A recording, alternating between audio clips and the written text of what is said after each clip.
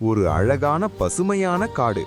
அங்கே சிண்டு அப்படின்னு ஒரு குட்டி அணில் வாழ்ந்து வந்தது. சிண்டு ரொம்ப சுறுசுறுப்பானது. குளிர்காலம் வரப்போகுதுன்னு தனக்கு தேவையான உணவுப் பொருட்களை சேகரிக்கிறதுல அது ரொம்ப மும்முரமா இருந்தது. இங்கு மங்கும் ஓடி நிறைய கொட்டைகளை சேமிட்டுக் கொண்டிருந்தது. ஒரு நாள் மாலை நேரம் வானம் திடீரென மேகமூட்டமாகி இருட்டத் தொடங்கியது. பெரிய மழை வரப்போறதற்கான அறிகுறி தெரிஞ்சது. அப்போ ஒரு மரத்தடியில கீச் கீச்னு சத்தம் கேட்டுச்சு. சிண்டு போய் பார்த்தப்போ அங்கே ட்வீட்டிங்கிற ஒரு சின்ன பறவை அழுதுகிட்டு இருந்துச்சு.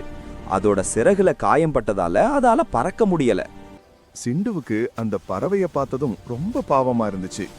மழை வந்தால் பாவம் அது நனைந்து விடும் என்று கவலைப்பட்டது. நாம மட்டும் பாதுகாப்பா இருந்தா போதாது, இதுக்கும் உதவணும்னு நினைச்சது.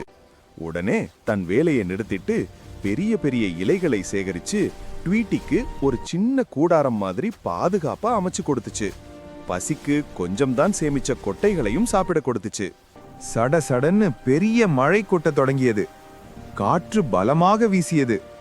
ஆனா சிண்டு அமைச்சு கொடுத்த அந்த இலை குடிலுக்குள்ள ட்வீட்டி பாதுகாப்பா கதகதப்பா இருந்தது.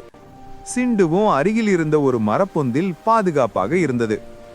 இரவு முழுவதும் மழை பெய்தது. மறுநாள் காலை மழை ஓய்ந்து அழகான சூரியன் வந்துச்சு. ட்வீட்டியின் காயமும் கொஞ்சம் மாறி இருந்தது. அது சிண்டுவை பார்த்து, ரொம்ப நன்றி நண்பா, நீ என் உயிரை காப்பாத்திட்டன்னு சொல்லுச்சு.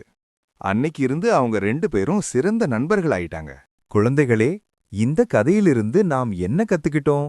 நமக்கு எவ்வளவு வேலை இருந்தாலும் கஷ்டத்துல இருக்கிறவங்களுக்கு நம்மால முடிஞ்ச உதவிய செய்யணும். அதுதான் உண்மையான மகிழ்ச்சி.